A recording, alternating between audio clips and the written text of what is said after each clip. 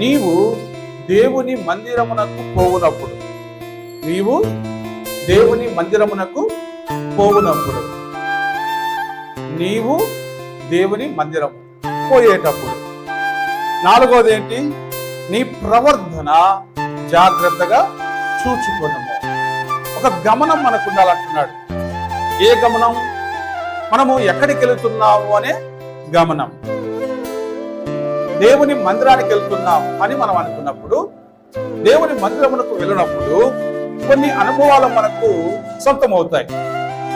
కొన్ని అనుభవాలు దేవుని మందిరమునకు వెళ్ళినప్పుడు ఏ అనుభవం లేకుండా ఎంటీగా ఇంటికి పోకూడదు. ఇప్పుడే కాదు, ఎప్పుడు కూడా దేవుని మందిరమునకు పోయినప్పుడు ఒక మంచి అనుభూతితో, మంచి మనసుతో, మంచి దీవెనతో, మంచి ప్రోత్సాహంతో, మంచి తీసుకొని గ్రహింపును పొంది, మెలకువను పొంది, ఆత్మీయతను పొంది, కొంచెము ఎనర్జీని పొంది మనం బయటికి వెళ్ళాలి. దేవుని మందిరానికి వచ్చినప్పుడు ఏమీ ఇవ్వకుండా దేవుడు పంపడు. ఏమీ ఇవ్వకుండా దేవుడు పంపనే పంపడు. ఖచ్చితంగా దేవుడు తన మందిరానికి వెళ్ళినప్పుడు తప్పక నీకు కావలసిన దాన్ని ఇచ్చేవాడిగా ఉంటాడు. ఒకవేళ మనం అవిధేయులమైతే విధేయతను గురించి మాట్లాడతాడు. ఒకవేళ మనం విధేయులమైతే ఎదుగుదలకు కావలసినటువంటి ఆశీర్వాదాలను గురించి మనతో మాట్లాడతాడు. ఒకవేళ మనం బలహీనపడి ఉంటే మనల్ని బలపరచడానికి పోషక ఆహారము అందించేవాడిగా ఉన్నాడు. కృంగిపోయి ఉన్నా లేవనెత్తుతాడు. కలవరంతో ఉన్నామనుకోండి, అంతా తొలగించి నేను నీకు దేవుడుగా ఉన్నాను, పర్వాలేదు, జాగ్రత్తగా ఉండు అని చెప్తాడు. నీకు మాట్లాడే దేవుడు ఉన్నాడు, ఆయన మాట్లాడుతూనే ఉంటాడు. దేవుని మందిరానికి వచ్చినాక ఏది నువ్వు బుర్రకెక్కించుకోకుండా ఎంటిగా పోతున్నావు అంటే ప్రవర్తన మీద నీకు జాగ్రత్త లేదు అనేది ఇట్లే చెప్పేయచ్చు. ఏమి నువ్వు దేవుని మందిరానికి వెళ్ళి ఏమి నేర్చుకున్నావని లోకం ఎప్పుడో ఒకసారి మనల్ని ప్రశ్నిస్తుంది.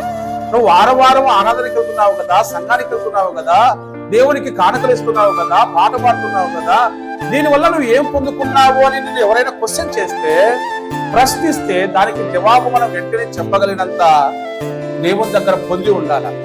ఏదైనా పొంది ఉంటేనే మనము చెప్పగలుగుతాం. పొందకుండా ఉంటే ఏది మనము చెప్పలేము. ఏమి మేలు నీకు అని అన్నప్పుడు ఏం చెప్తాం?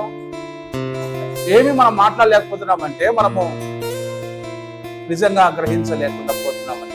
అందుకు ఈయన ఏమంటున్నాడు ఇక్కడంటే, నువ్వు దేవుని మందిరానికి వెళ్తున్నావు, మంచిది, అయితే నీ ప్రవర్తన ఒకసారి జాగ్రత్తగా చూసుకో. పోకుండా మానవద్దు, పోవాలి, అయితే జాగ్రత్తగా వెళ్ళు. ఇంటి నుంచి వెళ్ళిన ప్రతిసారి ఇంట్లో అమ్మ నాన్న ఈ మాట తప్పకుండా చెప్తానంట, జాగ్రత్తగా పోయిరా, పో, జాగ్రత్తగా పో.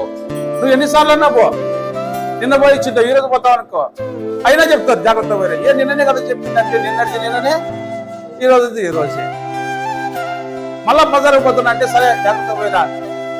అంటే వెళ్ళే ప్రతిసారి తల్లి సముఖం నుండి, తండ్రి సముఖం నుండి, ఇంటి నుండి వెళ్ళేటప్పటికంతా పిల్లల యొక్క క్షేమాన్ని కోరి తల్లిదండ్రులు ఎప్పుడు కూడా మాట చెప్తానే ఉంటారు. కొన్నిసార్లు నేను పోతున్నా నేను పోయినాం అనుకోండి, అమ్మ ఊరుకోదు, మా అమ్మ కూడా అట్నే అంటారు, పోతున్నా అట్లనైనా ఏ అమ్మాయినా కూడా ఆ మనసులో ఉంటాడు. ఆయన కానీ ఏమంటారు, నువ్వు నేను పోతున్నానంటే పోతున్నా అనకూడదంట, పోయి వస్తాను అన్నారు. అంటే నేను మళ్ళా వస్తాను అని ఒక కాన్ఫిడెన్స్ వాళ్ళలో నింపాలి మనం. నేను పోతున్నా అంటే అట్లే పోతావని అట్ట. కొంతమంది అన్ని అట్లే పోయినారంట. మా అబ్బాయిలప్పుడు నేను పుట్టానో పుట్టలేదా, అప్పుడు పోయినాడు, ఊరు ఇడిచిపోయినాడు, ఇల్లు ఇడిచిపోయినాడు, పోయినాడు. ఇంకా మళ్ళా వచ్చని చెప్పలేదేమో ఆయన, చెప్పకుండా పోయినాడు, ఇంకా రాలే. అట్లా ఉంటుంది అనమాట. అందుకు పోయి వస్తాను చెప్తే, మరి నేను వస్తాను చెప్పినా కదా, మా అమ్మకు భయానికి వస్తాను చెప్పినా అని గుర్తుపెట్టుకొని మళ్ళా తిరిగి వచ్చేసరికి దేవుడితో కూడా మనం ఇదే చెప్పాలి. కాబట్టి ప్రవర్తనను జాగ్రత్తగా చూసుకో. కొన్నిసార్లు మనకు ఇబ్బంది పడ్డ తల్లిదండ్రులు వాళ్ళు మాట్లాడుతున్నప్పుడు ఏ పదిసారి తెల్లా నెట్టుగా ఉంటుంది, కానీ వాళ్ళ బాధ వాళ్ళది, మన ఆవేశం మనది, కానీ అందులో క్షేమం ఉంది. ప్రవర్తన జాగ్రత్తగా చూసుకోవాలి. దేవుని మందిరానికి వెళ్తే ఏ లాభం ఉంది? ఒకసారి లాభాన్ని గురించి మనం మాట్లాడుకుంటే, కీర్తన గ్రంథంలో దేవుని మందిరానికి వచ్చినప్పుడు ఆయన ఎలాంటి అనుభూతికి లోనవుతున్నాడో చెప్పినటువంటి ఒక మంచి మాట చూద్దాం. 43వ కీర్తన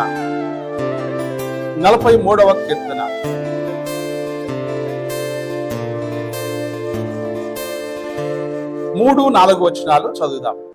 43వ కీర్తన 3-4 వచనాలు చదవండి. కీర్తన గ్రంథం 43, 3వ వచనము 4వ వచనం.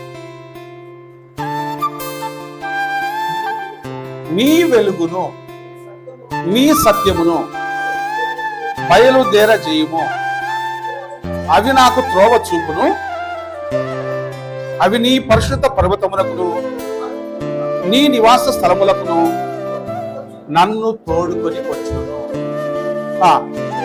అప్పుడు నేను దేవుని బలిపీఠమునొద్దకు నాకు ఆనంద సంతోషములు కలగజేయు దేవుని యొద్దకు చేరుదును. దేవా, నా దేవా, సితారా వాయించుచు నీకు కృతజ్ఞతాస్తుతులు చెల్లించెదను. చూడండి, ఎక్కడి నుంచి ఎక్కడికి ఆ విధంగా ఆయన ఆ మాటలను పెంచుకుంటూ వస్తున్నాడో, అర్థవంతంగా మాట్లాడుతున్నాడో గమనించాడు. నీ వెలుగును నీ సత్యమును బయలుదేరజేయము. దేవుని యొక్క వెలుగు, దేవుని యొక్క సత్యం బయలుదేరి మనకి ఏం చేసింది?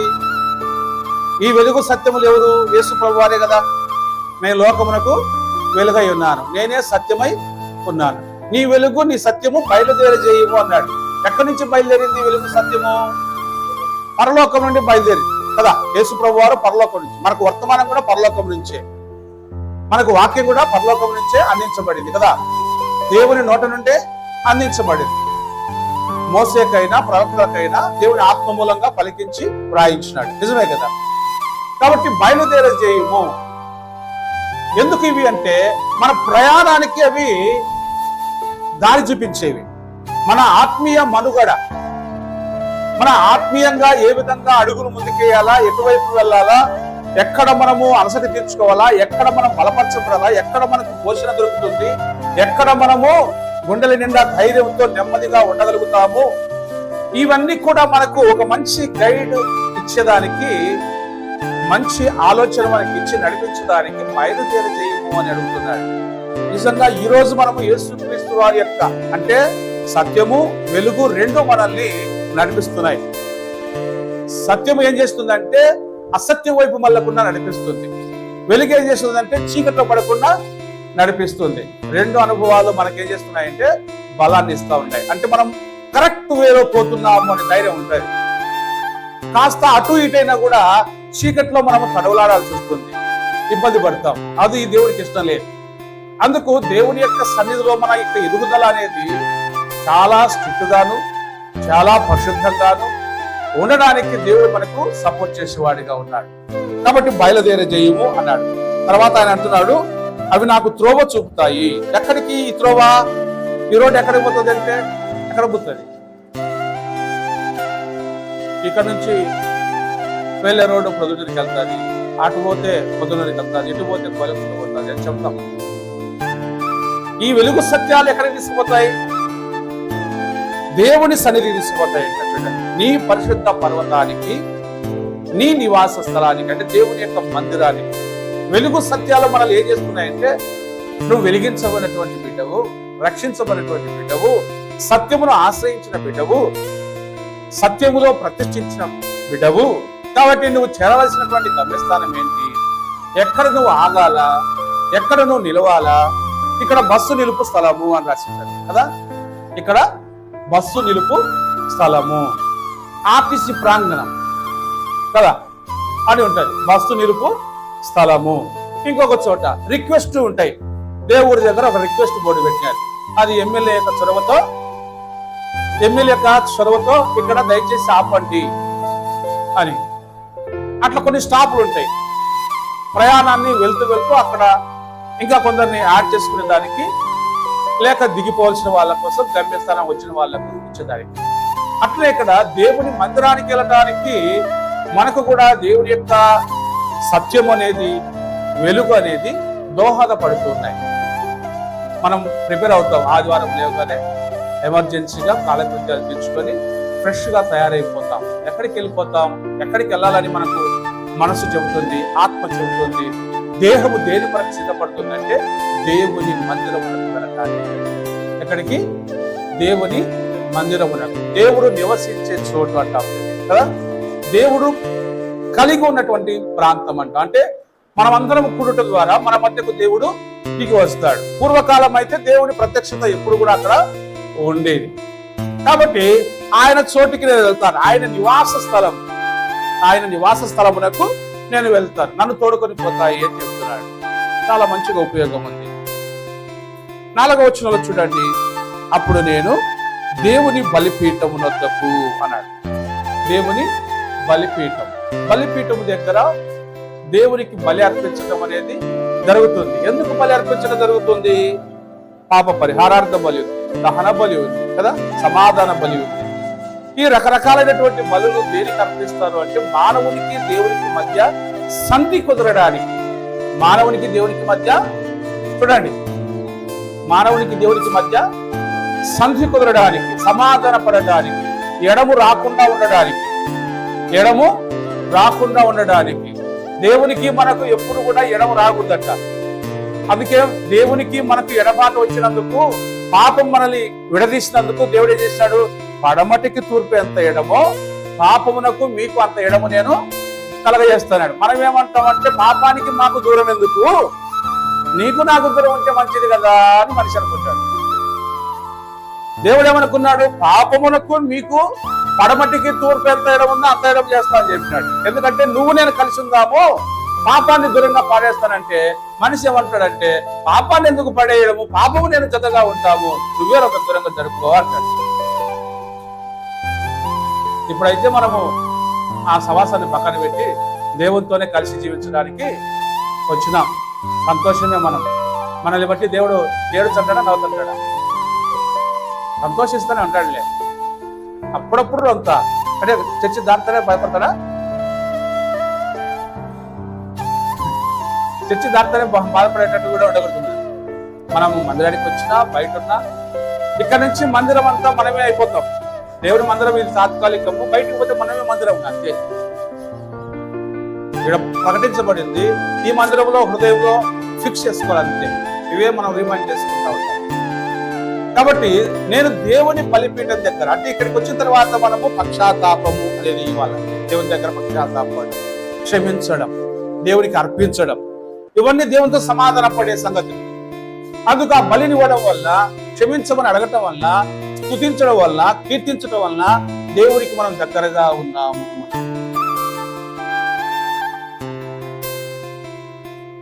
దేవునికి దగ్గరగా ఉన్నాము. భార్య భర్తలు చూడండి, ఒకరోజు మాట్లాడకపోతే, 2 రోజులు మాట్లాడకపోతే వాళ్ళు అప్పుడే కొంచెం బాధపడతారు. ముఖ్యంగా స్త్రీలు ఎక్కువ బాధపడతారు. ఏమో సరిగ్గా నన్ను పట్టించుకోవడం లేదు, ఏమో నాతో సరిగ్గా మాట్లాడటం లేదు అని బాధపడతారు. దేవుడు కూడా బాధపడతాడు. నా పిల్లలు నా దగ్గర రాలేదే, నా దగ్గర మోకాళ్ళు వంగలేదు, ఆరాధన చేయలేదే, ప్రార్థన చేయలేదే, నన్నేమి అడగలేదే, నాతో ఏమీ పంచుకోలేదే. ఇవన్నీ దేవుడు కూడా గమనిస్తూ ఉంటాడు. అందుకు ఆ బలిపీఠం దగ్గరకు వచ్చినప్పుడు, బలిపీఠాన్ని చేసినప్పుడు ఇది ఎందుకు కదా ఉండేది, నేను బలిని అర్పించాలి. ఒకరు బలిని అర్పిస్తూ ఉంటారు.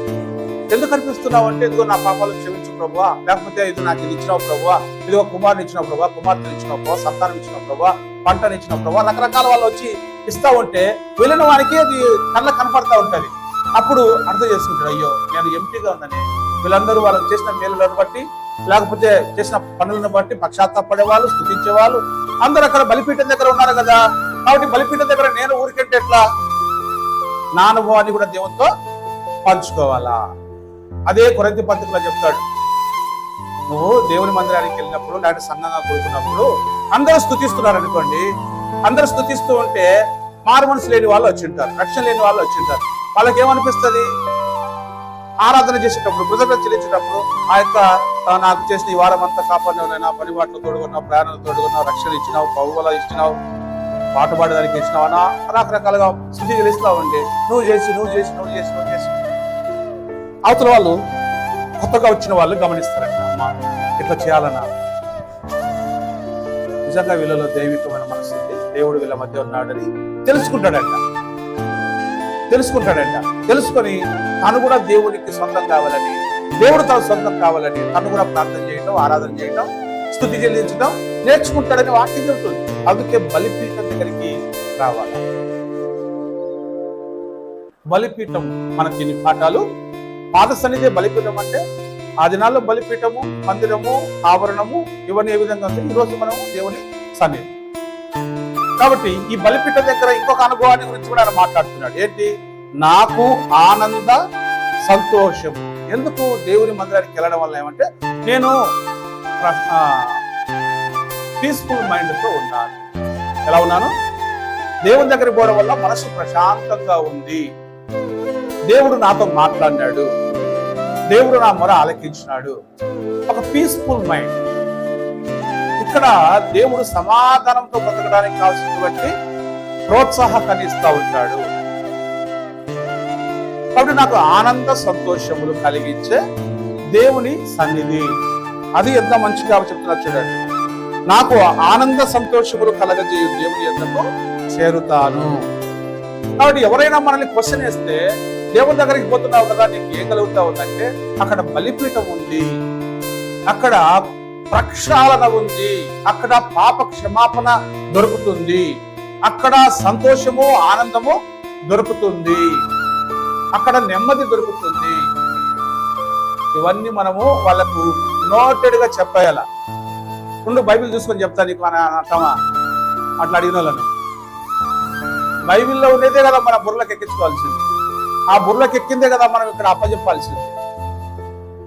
కాబట్టి దేవుని మందిరానికి వచ్చినప్పుడు ఖాళీగా వెళ్ళకూడదు. మనం ఖాళీగా వెళ్ళకూడదు.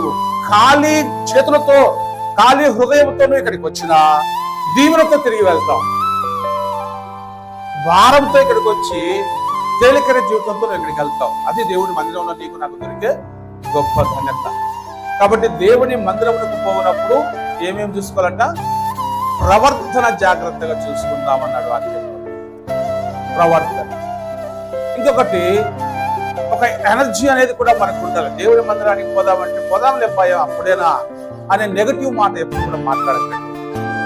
మీరు ఏ మాట మీరు ఎట్లుండాలంటే దేవుడి సన్నిధికి వెళ్దామన్నప్పుడు అప్పుడప్పుడు మన మనుషులు కాబట్టి అంటా ఉంటాంలే, అయితే దాన్ని మనం సవరించుకుందాం. అది మన చేతిలో పనే కాబట్టి సవరించుకొని మనం ఏం చేద్దామంటే ఈ మాటను మనము మనసుకు తెచ్చుకుందాం. కీర్తన గ్రంథంలో 122వ కీర్తనలో ఒక మొదటి వచనాన్ని మనం చదువుదాం.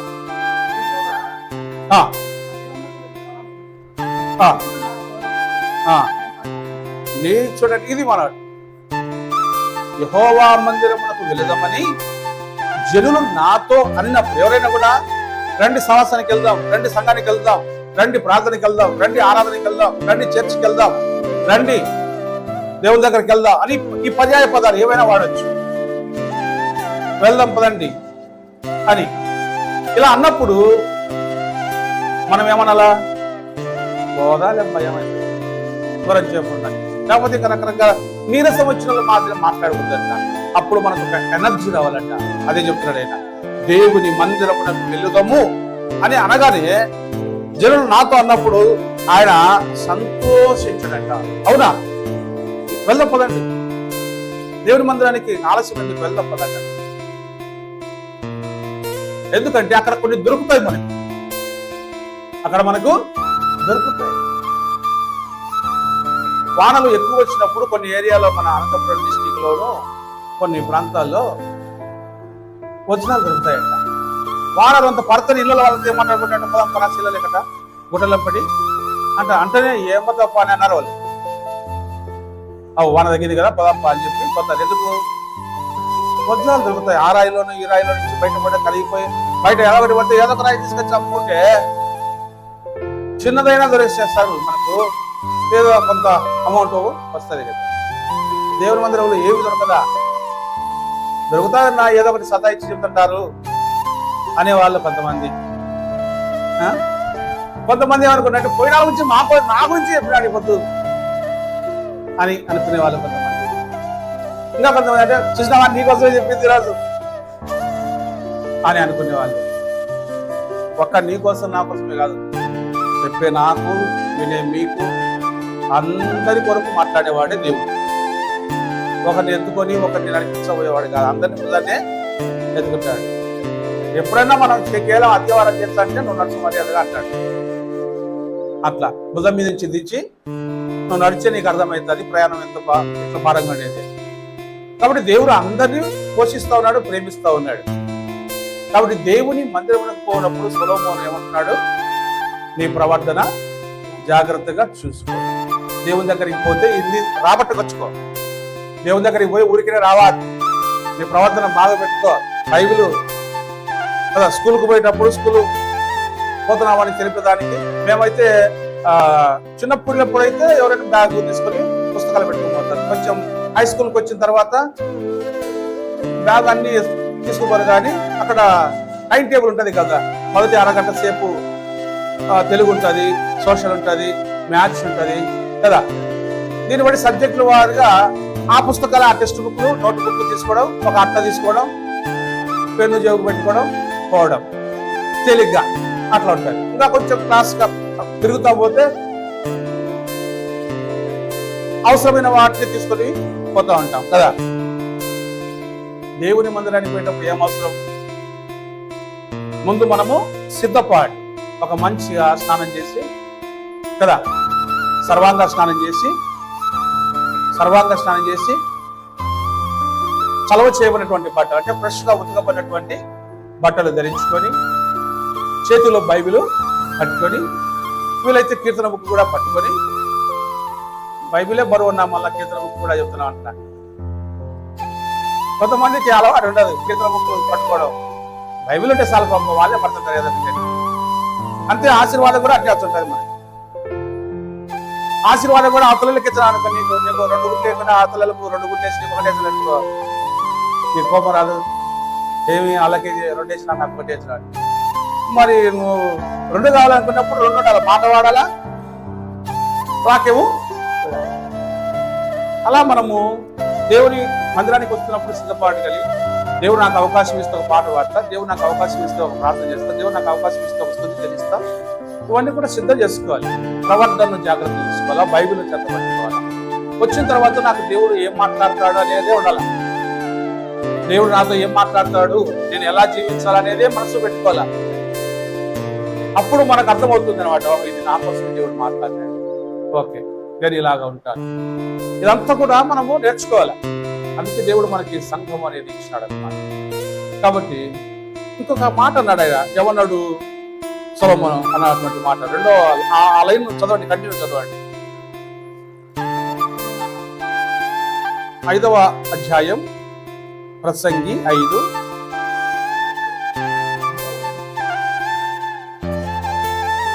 మొదటి వచనమే.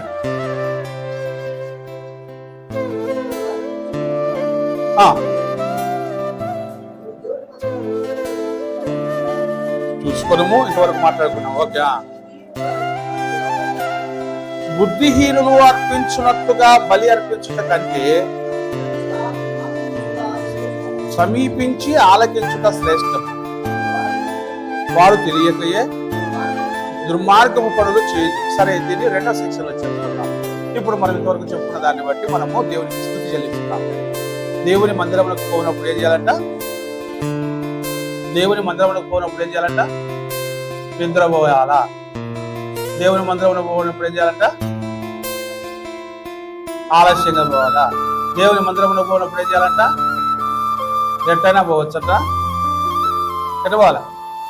జాగ్రత్తగా పోవాలి. బైబిల్ తీసుకుని పోవాలా లేదా?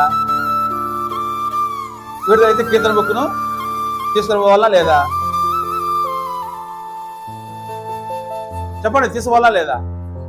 తీసుకోవాలా. ఓకే. ఇంకా దేవుని మందిరానికి పోయేటప్పుడు మంచిగా డ్రెస్సు చలవ చేయబడినది ఉతికింది ఉందా లేదా కదా. దేవుని మందిరానికి పోయేటప్పుడు కొంచెం జాగ్రత్తలు. ఎందుకు? ఏం పొందడానికి పోతున్నాం దేవుని దగ్గరికి? ఆనంద సంతోషములు పొందడానికి. దేవుని దగ్గర మనకు ఆనందము సంతోషము దొరుకుతాయి. కాబట్టి ఇవన్నీ మనసుకు తెచ్చుకుందాం. బలిపీఠం ఉంది, పక్షాత్తాపడవచ్చు, క్షమించబడవచ్చు, బలిని దేవునికి చెల్లించి దేవుని సమాధానం పొందవచ్చు. ఇన్ని కూడా మనకి ఇక్కడ దొరుకుతాయి అన్నమాట. కాబట్టి దేవుని మందిరంలో మనము ఎన్నో అనుభవాలు పొందుకోవచ్చు. కాబట్టి ఒట్టిగా పోకూడదు ఇక్కడి నుంచి. నిజంగా దేవుని మందిరానికి వెళ్ళినప్పుడు నాకు చాలా సంతోషం. జనాలు అన్నారంట, దావీదు మహారాజా వెళ్దామా దేవుని మందిరానికి, కోరహు కుమారులారా దేవుని మందిరానికి వెళ్దామా అని ఇతరులతో మాట్లాడుతుంటే వాళ్ళకి ఎక్కడ లేని సంతోషం. వెళ్దాం పదండి దేవుని మందిరానికి. ఎందుకంటే ఆ యెరూషలేము, ఆ దేవుని మందిరంలో కాలు పెట్టడమే గొప్ప ఆశీర్వాదం. అక్కడ కాలు పెడితే దేవుడు తప్పక వాళ్ళను దీవించేవాడు. అటువైపు చూసి ప్రార్థన చేస్తేనే దేవుడు నేను అంగీకరిస్తా అని చెప్పినాడు.